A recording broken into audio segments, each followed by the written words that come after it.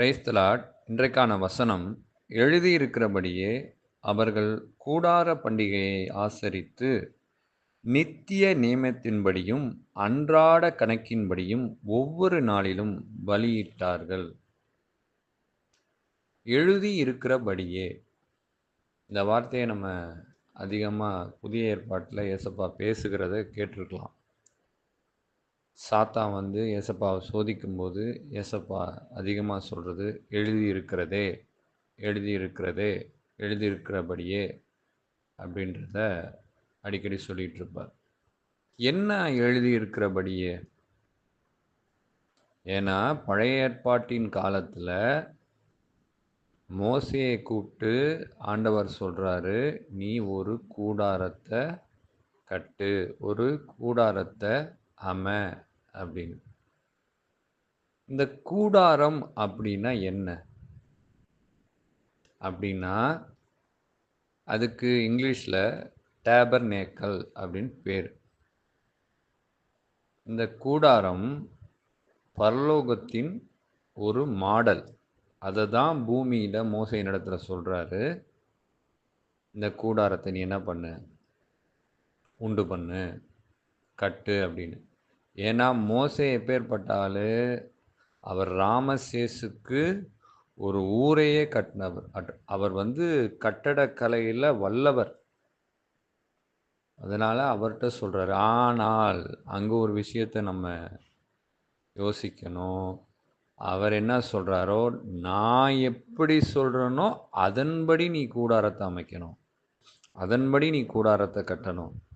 அதை விட்டுட்டு உனக்கு எல்லா டேலண்ட்டு இருக்குதுன்னு சொல்லிட்டு, உனக்கு எல்லா கலையும் தெரியும்னு சொல்லிட்டு உன் இஷ்டத்துக்கு நீ கூடாரத்தை அமைக்கக்கூடாது அப்படின்னு சொல்லி ஆண்டவர் நிறையா இந்த கூடாரத்தை எப்படியெல்லாம் கட்டணும் அப்படின்னு சொல்கிற டெஃபனிஷன்ஸ்லாம் பழைய ஏற்பாட்டில் இருக்குது. கிறிஸ்தவர்களுக்கு இது தெரிஞ்சிருக்கலாம். இங்கே நம்ம பார்க்க வேண்டியது, கூடாரம் வந்து பல பரிமாணங்களில் நம்ம பார்க்க முடியும். ஏன்னா கூடாரம் அப்படிங்கும்போது அது பரலோகத்தையும் குறிக்கும். கூடாரம் அப்படிங்கும்போது பூமியையும் குறிக்கும். கூடாரம் அப்படிங்கும்போது நம்முடைய வீட்டையும் குறிக்கும். கூடாரம் அப்படிங்கும்போது இயேசுவையும் குறிக்கும். கூடாரம் அப்படிங்கும்போது நம்மையும் குறிக்கும். ஏன்னா ஈஸியாக நம்ம கூடாரம் அப்படி ஜஸ்ட் லைக் தட்டாக நம்ம கடந்து போயிட முடியாது. ஏன்னா இந்த கூடார பண்டிகைகளை ஆசரித்தார்கள் அப்படின்னு சொல்லி நம்ம வாசிக்கும்போது, பண்டிகைகளை வந்து கொண்டாடியிருக்காங்க அப்படின்னு சொல்லி எல்லாரும் சொல்லுவாங்க. ஆனால் இந்த பண்டிகை எதை குறிக்கிறது, எதை வந்து நமக்கு சுட்டி காட்டுகிறது அப்படிங்கிறத நம்ம புரிஞ்சுக்கணும். அதான் இந்த வசனத்தில் பார்த்தோம்னா, அவங்க என்ன பண்ணாங்களாம், நித்திய நியமத்தின்படியும் அன்றாட கணக்கின்படியும் ஒவ்வொரு நாளிலும் பலியிட்டார்கள். பழைய ஏற்பாட்டின் காலத்தில் தசம பாகம்னு ஒன்று இருந்துச்சு, நியாயப்பிரமாணம்னு ஒன்று இருந்துச்சு. அதனால அவங்க கோட்பாடின்படி அன்றாட கணக்கின்படி. அப்போ என்ன நம்ம புரிந்து கொள்ள வேண்டியது இருக்குது அப்படின்னா, கூடாரம் அப்படிங்கும்போது அது ஒரு தேவனுடைய வாசஸ்தலம், தேவனுடைய சந்நிதி. இன்னும் புரிகிற மாதிரி சொல்லணும்னா, அது ஒரு ஆலயம், பரலோகத்தின் வெளிப்பாடு. எப்படி ஒரு ஆலயத்தில் பலிபீடம், பரிசுத்த ஸ்தலம், மகா பரிசுத்த ஸ்தலம் இருக்கோ, நீங்கள் இந்த பழைய ஏற்பாட்டின் காலத்தில் மோசே கட்டின கூடாரத்தில் அப்படி தான் இருக்கும். ஃபஸ்ட்டு பலிபீடம் இருக்கும், அதுக்கப்புறம் மகா பரிசுத்த ஸ்தலம் இருக்கும், பரிசுத்த ஸ்தலம் இருக்கும், அதுக்கப்புறம் மகா பரிசுத்த ஸ்தலம் இருக்கும். அங்கே அந்த மகா பரிசுத்த ஸ்தலத்தில் தான் பொற்பாத்திரம் வைக்கப்பட்ட மன்னாவும் ஆரோனின் தரித்த கோலும் எல்லாமே இருக்கும். எல்லாமே பார்த்தீங்கன்னா, இதில் ஒரு பெரிய ஒரு ஆச்சரியமான விஷயம், பிரமிக்கக்கூடிய விஷயம் என்னென்னா, ஆண்டவராகிய இயேசப்பா அவர் எழுதி கொடுத்திருக்கிற இந்த ஒவ்வொரு வார்த்தையிலையும் ஜீவன் இருக்குது. ஏன்னா அவர் தானே இந்த வார்த்தை. அதனால் இதில் ஜீவன் இருக்குது. அந்த வார்த்தையோட அந்த அர்த்தம், ஆவிக்குரிய அர்த்தத்தை நாம புரிந்து கொள்ளும்போது, அந்த மறைபொருள்கள் நமக்கு தெரியப்படுத்தப்படும்போது, நமக்குள்ள வரும் பாருங்க ஒரு ஆனந்தம், ஒரு விதமான ஒரு பூரிப்பு, ஆத்தும பூரிப்பு. அதுக்கு எல்லையே இல்ல. இந்த இடத்திலேயே நீங்க பாருங்களேன், ஆலயம், அதுதான் கூடாரம். இப்படி ஒரு மெத்தடுல தான் வந்து என்ன பண்றாரு? ஆண்டவர் வந்து கூடாரத்த கட்ட சொல்றாரு. நீங்க இன்னைக்கு இந்துக்கள் பார்த்தீங்களா கூட, அவங்களும் என்னதான் பண்ணியிருப்பாங்க, இந்த மாரி ஒரு மெத்தட்ல தான் அவங்க ஆலயத்த அமைச்சிருப்பாங்க. இந்து சகோதரர்கள், சகோதரிகளுக்கு தெரிஞ்சிருக்கும்.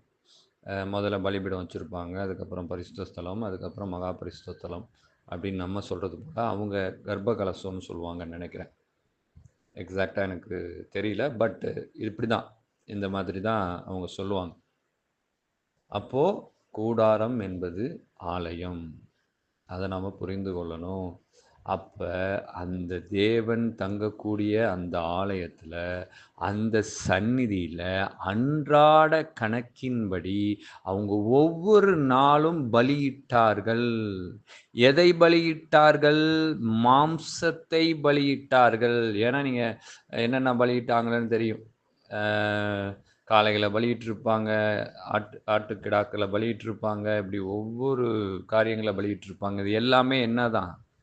மாம்சமானது. ஆவிக்குரிய நிலையில நாம புரிந்து கொள்ள வேண்டிய விஷயம் என்ன? நம்மளுடைய மாம்சத்த ஒவ்வொரு நாளும் பலியிட வேண்டும்.